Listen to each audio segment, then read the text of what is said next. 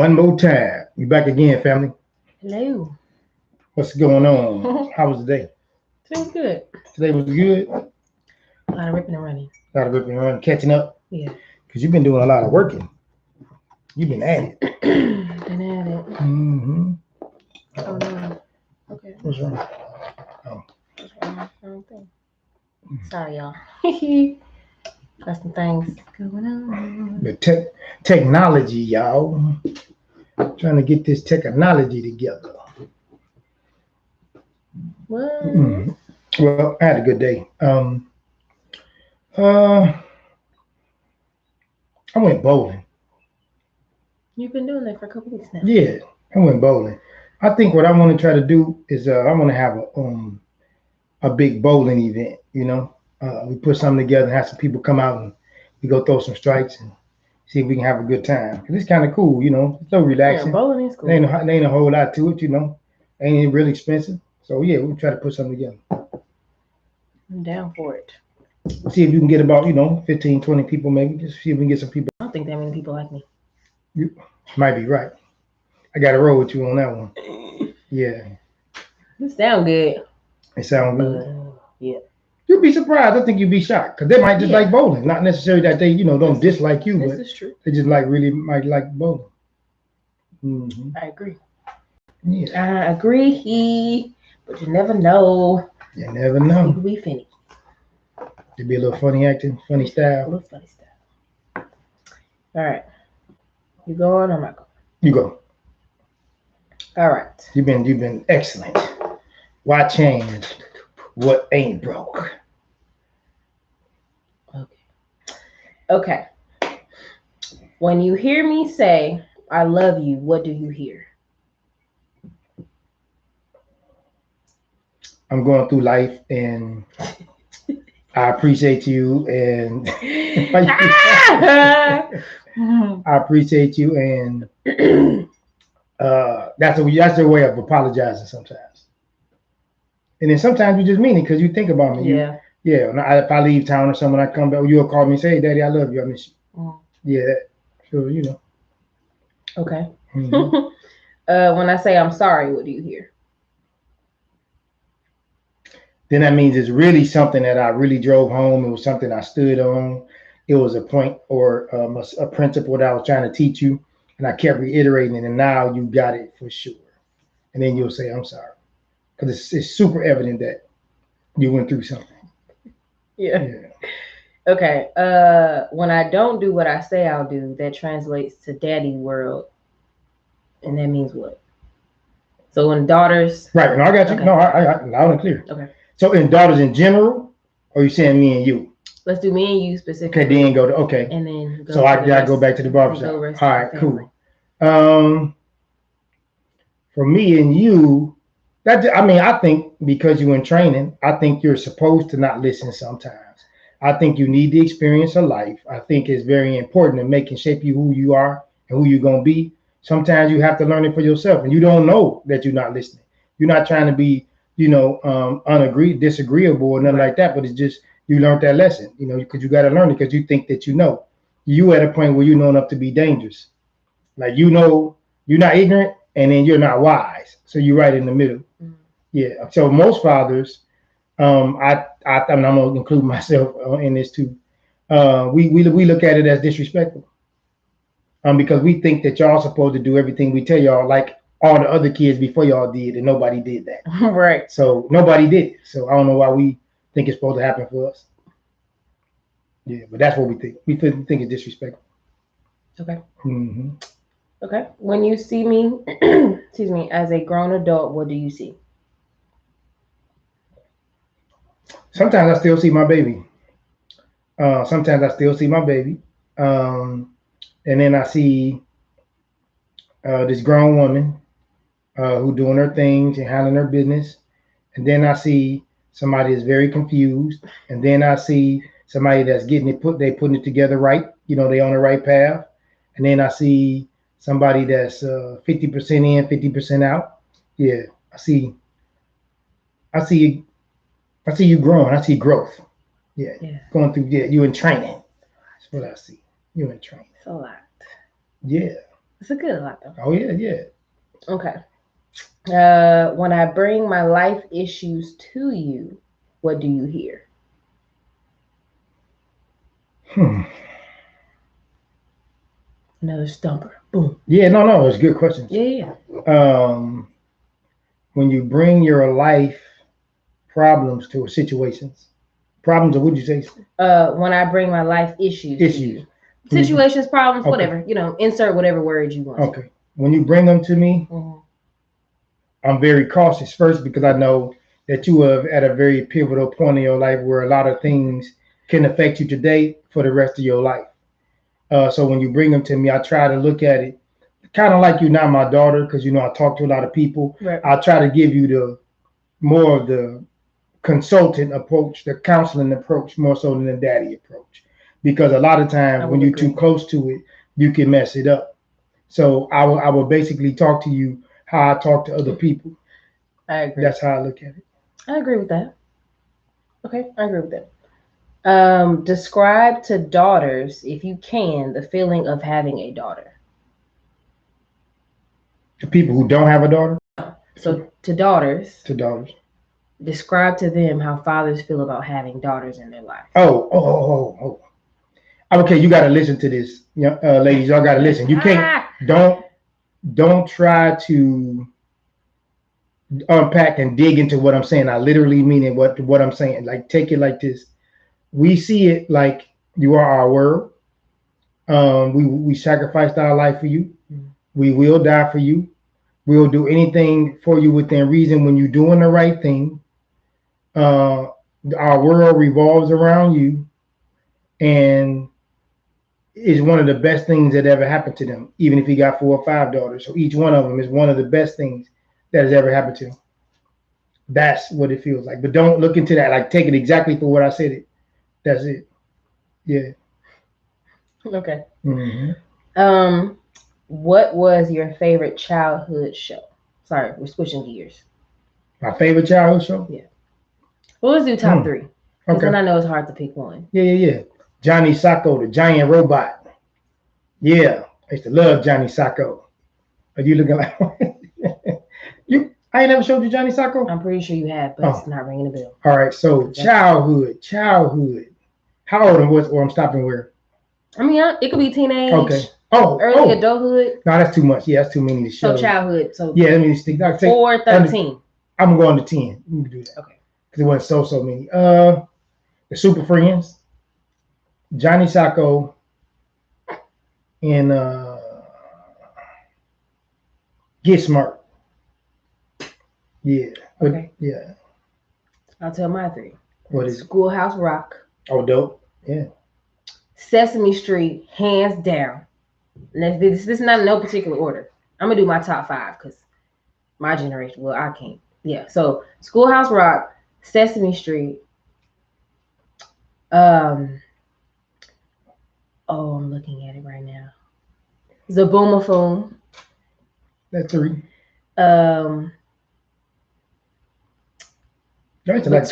Between the Lions. Okay. And Reading Rainbow. Okay. Yep. Those are my. If I had to go to and watch them all over again, I would. Well, you only get one choice. Oh. I already know what it is. I know you know. Your favorite animation picture. It was a cartoon that made into a movie. Your favorite one. It was a cartoon. Yep. But they made it into a movie, like an animation motion picture or something. What you call that? When they take a cartoon and make it into a... Yeah, back in the day, not now. Give me a hint, because there's a lot. I rewatched. Y'all used to watch? Okay. Lion King. Oh, yes. Okay. Yeah. Yeah, but that was always What? That was always an animation, right? No, it was an actual production. Oh, okay. Yeah. Okay, I see. So it was a production first. Yes, before they made a cartoon. Yes, before it was a cartoon. I didn't know that. Yeah. I thought they made the movie and then they made the production. Your mother took you to. Yeah. Okay. Yeah, I remember going that. Okay. But I didn't know that came before the movie. I thought the movie came and then they did that. We're gonna look into that. No. Okay. Yeah. No. Lion King was out before. Wait, the production. with the actual human beings. Okay, let's look that up because I think it was. Okay, So you could be right. There you go. Somebody research that. If somebody watching, yeah, let us know. let us know. Okay. Because I'm a little too confused. Okay. But that was that's. They used to love that. I love it now to this day. Mm-hmm. I am now, shout out to Lauren and her mommy duties. It's funny. Lauren ain't nobody. It's funny to see her interact and get happy about small stuff, like because she's also teaching my godson sign language, which is beautiful. Mm-hmm. So he has this movie called The Lorax, and that's his favorite movie right now. And I watch it, and really, as an adult, I'm like, this is really deep. Like they really are telling, it's real life stuff. So I just want to say shout out to her, little snippet right there. Okay. What was your first scary moment as a dad that you can remember? Not life-threatening scary, but when your hand got caught in that window. So she was a little girl, y'all. This is how I know. What? Divine. Oh yeah. Beings are real. Yeah, man. Oh man. So yeah. Because when they tell me this story, I kind of go back to that, and it's crazy because I was too young to go back to that, but I went back to that. Okay. And she was a baby, baby. Yeah. So how you sit in the windowsill, and so you got the wooden little ledge here, so where the window coming into the pocket, right? So the window coming down. So it was the summertime, so the window was way up, and she was looking out the window. Because we had family. And the window, and the window came down and slammed on her hand. I just knew it was broke. I knew. I was like, okay, we got to go to the hospital, And we looked at it, and her mom was a nurse, so her mom looked at it, inspected it, and it was good. She moved her fingers, she didn't really even cry. I think she was more scared. So what she's saying, it was a divine energy or something was there. Because that should have broke her hand. Should have been because that window was heavy. Oh yeah, I remember that was like a real window. Like, it was a real. You couldn't be sick and open that window. Yeah, like you had them wooden windows, old school. That's wild. Because I know exactly. It was in y'all's room. Yeah, one facing Uncle Chris' house. Yep, that first window to the right. Yep. So what? Well, depending on where you stand. I just knew we was going to the hospital. I was like, oh, well, here we go. We got to go to the hospital. But it wasn't nothing wrong. It was good. We monitored it, of course, for like 3 days. Of course. Stay on top of it, no swelling. It was cool. And it was weird how that went down. My hands are fine, y'all. I played sports. I wrote papers. I work to this day. I don't have nothing. It's weird. When he told me that story, I remember a couple of days later, I went back to that day and I was like, that was odd. Because I just remember silence for to me, I can't give you the real time, but it felt like a long time. It was probably silence for 30 seconds. Yeah, no, it was, yeah. Yeah. Because you could, it was weird because the window never just fell. When you put it up, it's up. Yeah. We never had that problem before. Right. But we wouldn't let you stand there, Right. Right. But yeah, I don't know what was up with that. So that was my first. That was one of my first ones. So I'll tell you, then after that, I'm going to tell you something. One of my first scary moments was the first time your mother left. You tell me this all the time. And I was in the house with the both of y'all by myself. And it was because, I left college, y'all, right? I dropped out of college in my 3rd year. So I had my senior year to go. So I went home. And then I met her mother. Then I opened up my barbershop. So it happened life happened real fast. It's months. So, yeah. So it was literally, she was born within the 1st year after I got home. So then her sister came right after that. 2 years. Yeah. So when I was in the house by myself with both of them, it was just a little weird because I was like, whoa, I just left college. I just left school, but now I got 2 girls. Yeah, man. Girls. Man. Yeah. One scooting around the house. I was walking in. Yeah, you was in this stuff. Had to watch you. Yeah. Yeah. I was. Yeah. Who was that in the cabinet with the tissue? That was you or Rue? The tissue. I think that was Rue. Okay. I think that was. Now it could have been both of us at this point. Right. Because we are very similar. Yeah. In then we had to get the little protective things because I'll be getting it. Yeah, because we were active. Sitting in the cabinet. We didn't have an open floor plan, but most of our house was open. From the door to our back den. The only thing that was really closed off was But no, there's a wall there. Right, but I'm saying, but it wasn't like, you know how most houses you got like corners and nicks. Oh, I got you. But like, yeah. I could literally shoot through the house Mm-hmm. in a couple seconds if I wanted to. It wasn't like a right turning. I had to going hit a up. corner yeah. and Yes. So that was we was into some stuff. And then again, because we was always around family, so it was like if we got in trouble, it was a birthday that we had to go to. It was an auntie's celebration, an uncle's birthday. So we wasn't like in trouble for very long because we would, you know, still do family things. And I remember we told our parents this after the fact when we were like adults. We had a upstairs where we would be homeschooled, and there was a window and there was the roof. You know how roofs are, like this. Yeah. And we would sit outside sometimes. How many times? I don't know. Why we never got caught? I don't know. Because there were too many people around there. If we probably sneezed wrong, it could have been very, very, very bad. Oh yeah, for sure. But I just remember us sitting up there for like a couple minutes. It wasn't like hours. So the pitch was this, y'all. Yeah. And so the window was like right here. Mm-hmm. So you can get out the window and then sit on either side of the pitch. There was a little ledge to get out the window. We stepped down and then we sat there for a while. Yeah, y'all got a whooping for that. Looking back. Yeah, y'all got it. That wasn't wise. No.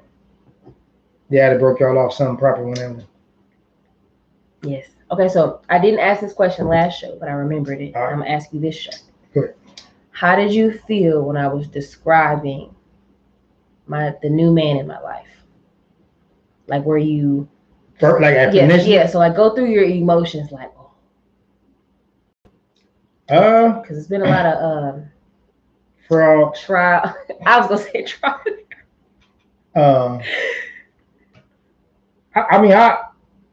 I was happy. I mean, because I think it's about time that you do something long term, serious. You know, so I wasn't upset. I just think it's time. So I was like, okay, cool.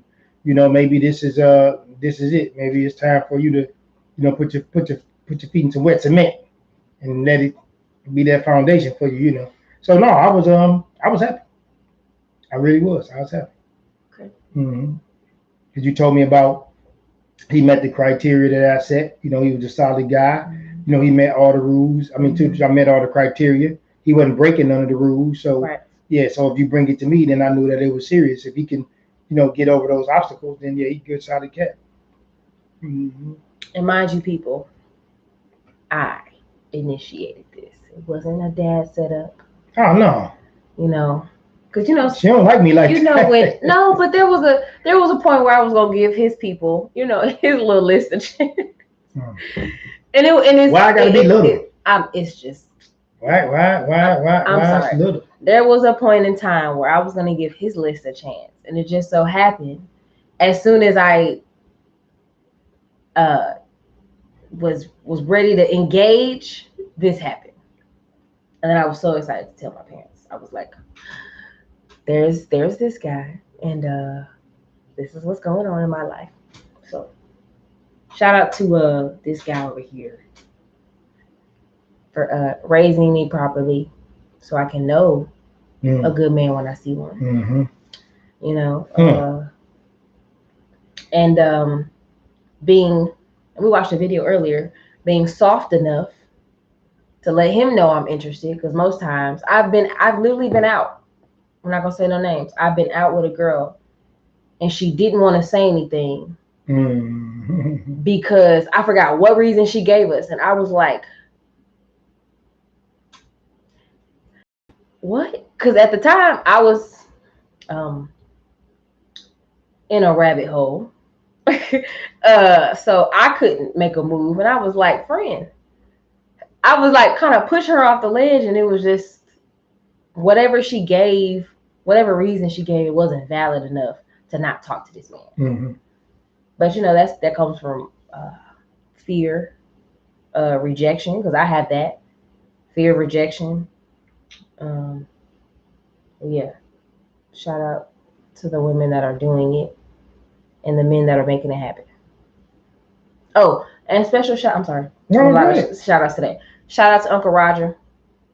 No, wait. For whatever. Oh, okay. Because he's Uncle Roger. He is consistent. That's for sure. That's the guy, the man with the plan. Yeah. So I'm good on my end. Okay. Do you have something to add? Yeah, no, I wanna Okay. what is something that fathers can do consistently that will be very powerful for him and his daughter's bonding Listen. between 13 and 25? Listen. Oh, just listen.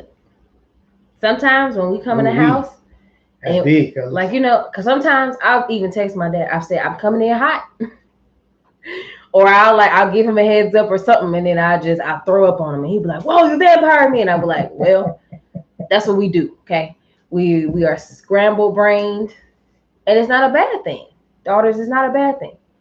It's our chemical makeup genetically. It's literally in our DNA. Literally right now, like I can't, cut a piece of me and be like, oh, this is the answer. Can't do it. Listening. Also being, this is gonna sound very weird, but daughters know what I'm saying.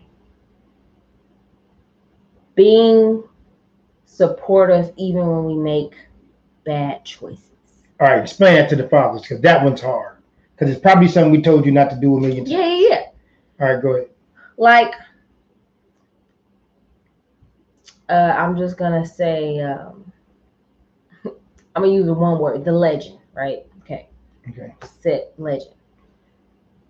My dad supported me in that because I think he knew, okay, something's wrong. Like, okay, she either gonna come out of this or she has a bigger plan. Because this can't be.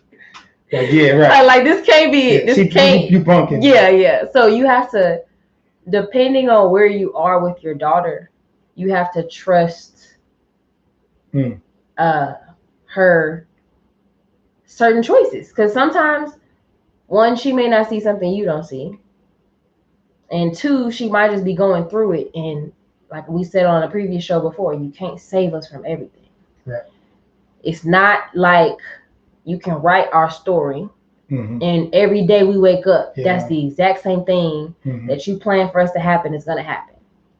I know it's hard. And we know that. Yeah. Well, I know. We know it. Right. We know that's not going to happen. It's just a hard pill to swallow. Yeah, we just try to control as much as we can when we know it's going to hurt you. But sometimes, and I'm not saying if your daughter out here doing the most every day, don't do that. But you know your daughter.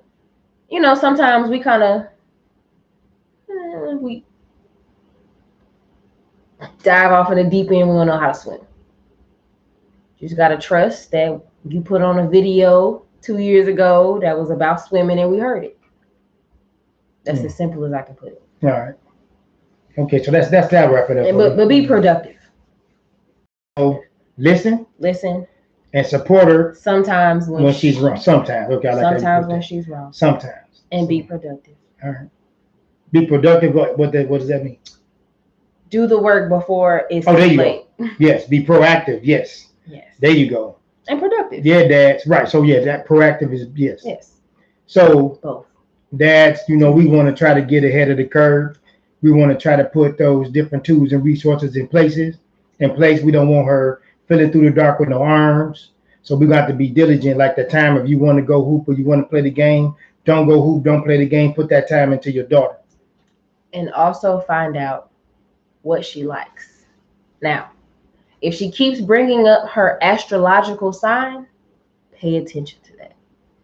Because she's applying that to the rest of her life, and that's how she's dealing with life. So if she's, for instance, I'm a Pisces, okay? Anyone that knows me, I am the definition to a certain extent. Not all of it. But let's just say, for instance, I just say, oh, well, Dad, I'm a Pisces, and the way that I feel, and she uses her astrological sign in a lot of conversations, I would just read up on that. Read up the characteristics. So that's a sign of something deeper. Yes. All right. There you go. That don't mean something's wrong. It just means pay attention. Yeah, that's why when I say listen, sometimes her it might not even be anything necessarily wrong. She could just be emotional.